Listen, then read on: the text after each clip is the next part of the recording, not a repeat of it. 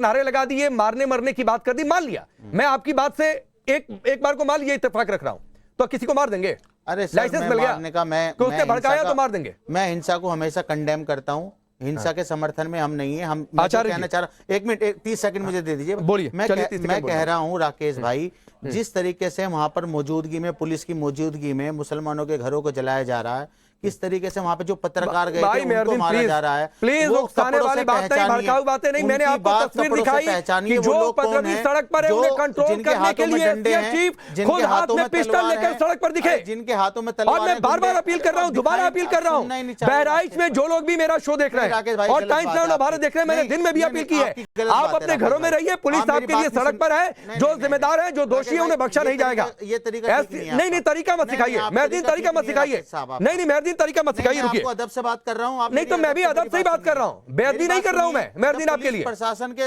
सामने, उनके सामने डंडे लेके लोग हथियार लेके निकल रहे हैं, एक यात्रा निकाल रहे हैं और मुसलमानों की चुन चुन के उनकी दुकानें, उनके घर, उनके शोरूमों को जला रहे हैं। आप क्यों नहीं बोल रहे?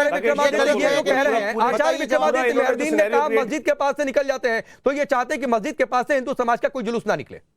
राकेश जी, सबसे पहले तो हाजिर अंग्रेज ने पूरा सिनेरियो बदल दिया है। क्या हुआ वास्तविक तौर पर? यात्रा निकल रही थी, यात्रा में जिस प्रकार की स्थिति इन्होंने बताई कि वहां आग लगा दी गई, कोई आग नहीं लगा रहा था, इन्होंने बाद में जो चीजें हुई हैं उसको पहले जोड़ के सामने ला दिया है। वास्तविक तौर पर वहां पर कैसे पत्थर आ गए, किन किन दुकानों से पत्थर चले हैं, किस किस दुकान से गोली चली है, किन लोगों ने गोली चलाई है, 16 गोली मारी गई है, नाखून नोच के उसको खींच लिया गया है पूरी यात्रा में से बाहर निकालकर 22 साल के लड़के के साथ अपराध किया गया है। वो राम गोपाल की मां ने कहा है कि 24 गोलियां मारी गई हैं। इनको पता नहीं है, ये जो सारा सिनेरियो बदल रहे हैं कि ऐसा कर दिया वैसा कर दिया, सारा फालतू बातें बोल रहे। मुझे बताइए यात्रा निकलेगी नहीं निकलेगी? ये यात्रा जहां भी यात्रा निकल रही है, चाहे झारखंड में निकले, चाहे हावड़ा में निकले, चाहे कर्नाटक में निकले, हर जगह एक ही फार्मूला है, यात्रा निकल रही होगी उसमें पत्थर बरसा दिए जाते हैं। इनको पता होता है यात्रा निकल रही है। अरे सरकार के अगर पुलिस साथ में चल रही है तो परमिशन ली गई होगी, परमिशन ली गई नहीं ली गई, लेकिन परमिशन नहीं ली जाती, परमिशन लेने के बाद ही पुलिस साथ में होगी, उसके बाद भी इस्लामोफोबिया फैलाया जा रहा है,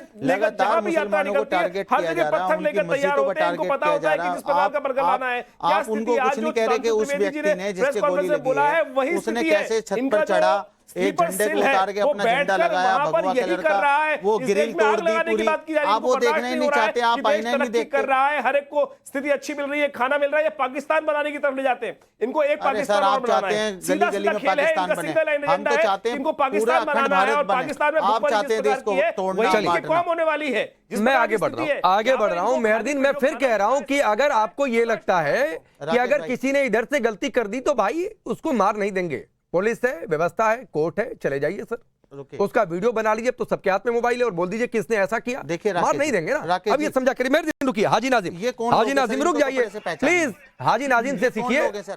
अरे तो फिर नाम से पहचानिए ना, जो शिवम ने नाम गिरा है। मैं नहीं जाना चाहता हूं उधर, प्लीज कोई भड़काऊ बातें नहीं, इस मंच से रुक जाइए ना, मत कपड़े देखिए भाई, फिर वो नाम दिखाने लगेंगे, फिर पहचान की बात आ जाएगी, मत उधर जाइए। मेहरदीन रुक जाइए। हाजी नाजिम, क्या आप भी ये चाहते हैं जो मेहरदीन ने कहा कि जहां पर मस्जिद हो उस सड़क से कोई हिंदू समाज का जुलूस ना निकले? कपड़ों से पहचानिए। हाँ राकेश भाई, देखिए सबसे पहले तो मैं ये कहना चाहता हूँ, शांति की अपील करना चाहता हूँ, भारत के अंदर सौहार्द बनाए रखें। कुछ अफवाहें पूरे देश के अंदर इस तरीके से फैलेंगे जिस तरीके से एक अफवाह कहते हैं ना कि एक जंगल में छोटी सी चिंगारी पूरे जंगल को आग लगा देती है, एक अफवाह उसी तरीके से पूरे भारत में कब आग लगाने की फिराक में है, उससे हम सभी को बचना चाहिए। और वही बात है कि हाजी साहब ने बिल्कुल सही कह रहे हैं कि मस्जिद के आगे को अगर आप धार्मिक यात्रा निकाल रहे हैं, वहां पे आप धार्मिक नारे लगा रहे हैं तो ये गलत है। इसका मतलब यह है कहीं ना कहीं प्रशासन वहां पर कमजोर हो रहा है। प्रशासन धार्मिक नारे नहीं लग सकते हैं तो नहीं, एक मिनट आप कहें कि भड़काऊ नारे, बात समझ में आती है। आपने कहा कि धार्मिक नारे नहीं लगा सकते हैं, मतलब यहां पर मस्जिद हो, हिंदू धर्म का जुलूस निकले तो वो अपने धर्म का नारा नहीं लगा पाएगा, नारा लगाते हुए नहीं निकल सकता है। राकेश भाई सुन तो लीजिए, धार्मिक नारे लगाने के साथ खुलेआम तलवारें लहरा रहे और दीवार नहीं, आपने कहा धार्मिक नारे नहीं, आप कहिए कि भड़काऊ नहीं, एक मिनट सुनिए हाजी नाजिम, मेरे सामने शब्दों का चयन बहुत सोच समझ कर किया करिए। आप कहिए कि भड़काऊ बातें नहीं करें, मुझे समझ में आता है, मैं उसके साथ हूं, लेकिन आप कहेंगे धार्मिक नारे नहीं लगा सकते हैं, तो भाई दुर्गा पूजा का जुलूस निकलेगा तो कोई दुर्गा माता की जय ही तो बोलेगा ना, और क्या करेगा? रामनवमी का जुलूस निकलेगा तो जय श्री राम बोलेगा। राकेश भाई नहीं, मैं पूछ रहा हूं आपसे, आपने कहा कि धार्मिक नारे नहीं लगा सकते हैं, तो क्या करेगा फिर?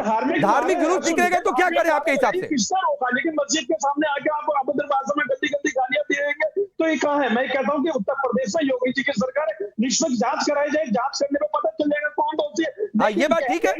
चलती हाँ, ये बात ठीक है आपकी। राकेश भाई, चलती बंदूक के दहाने पे हमको मालूम है, हम निशाने पे, हम लोग तो हमेशा निशाने पे रहते। तो मैं नहीं, ये विक्टिम कार्ड नहीं। हाजी नाज़िम प्लीज, ना हिंदू टारगेट पर ना मुसलमान टारगेट पर ये बातें मत किया करिए सर। कोई हिंदू कभी नहीं कहता है बावजूद इसके कि उसकी जान चली गई कि हम टारगेट पर हैं, वहां से निकले इसलिए मार दिया। नहीं प्लीज, गलत को गलत कहिए, सही को सही कहिए। आपकी बातें ठीक है कि भड़काऊ बातें नहीं होनी चाहिए, आपकी बातें ठीक है कि वहां पर किसी को मरने मारने की बात नहीं होनी चाहिए, लेकिन आपकी बात हाजी नाज़िम गलत है कि वहां पर धार्मिक नारे भी नहीं लगा सकते हैं। ये हिंदुस्तान में नहीं होगा। जिस रास्ते पर अगर कल का आपका मुहर्रम का निकलेगा तो आप उससे संबंधित नारे लगाएंगे, उसमें कुछ गलत है क्या? लगाइए, बिल्कुल लगाइए।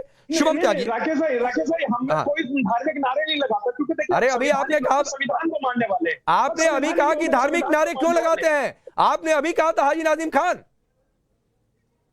शिवम त्यागी, शिवम त्यागी, आप सुनना ही नहीं चाहते राकेश। शिवम त्यागी दो, नहीं मैं सुन, चलिए 20 सेकंड और बोल लीजिए, और 20 सेकंड बोल लीजिए।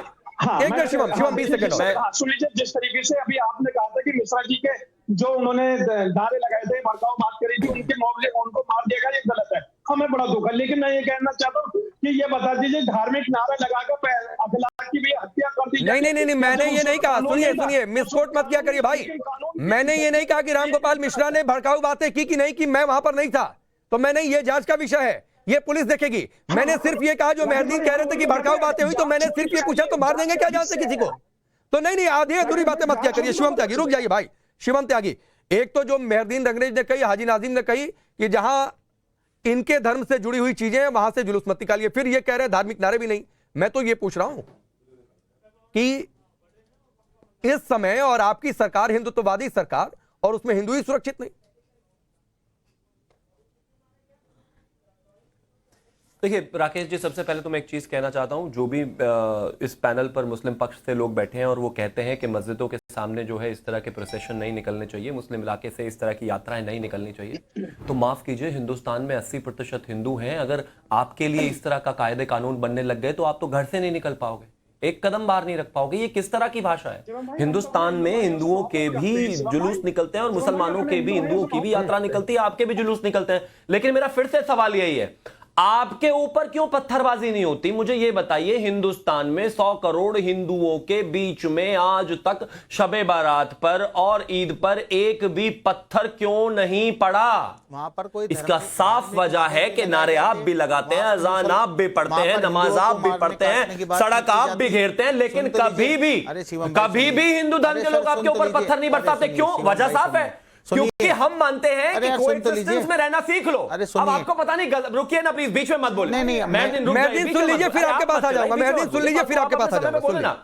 आप अपने समय पर बोले थे, आपने समय पर बोले थे, मैं अपने पर बोल रहा हूं, तो विषय साफ है। यहां पर इस बात की क्लैरिटी है कि जो कोई भी हिंदू त्योहार में, जब भी हिंदू, जो कि आपका कथित कोट अनकोट मुस्लिम इलाका, जो कि कोई मुस्लिम इलाका हिंदुस्तान में नहीं है, वहां से निकलते हैं या फिर आपके किसी भी धर्म के उसके सामने से, मस्जिद के सामने से निकलते हैं, तो आपको बुरा लग जाता है। क्यों बुरा लग रहा है भाई? अगर मैं जय श्री राम कह रहा हूं तो इसमें मेहरुद्दीन रंगदेव को चिढ़ने की जरूरत नहीं है। मैं इस देश में पिछले पता नहीं कितने 100 साल से आपकी अजान सुनता आ रहा हूं, मुझे कभी जलन चिड़न कुछ भी नहीं हुई और होनी भी नहीं चाहिए। तो आपको जय श्री राम से क्या नफरत है भाई? नहीं, होने भी नहीं चाहिए और इलाके भी नहीं बांटे जाएंगे। हिंदुस्तान है, हिंदू मुस्लिम या सिख ईसाई के हिसाब से इलाके थोड़े नहीं बांटेंगे। मुसलमानों का जब भी कोई त्योहार होता है, ना तो मंदिर के सामने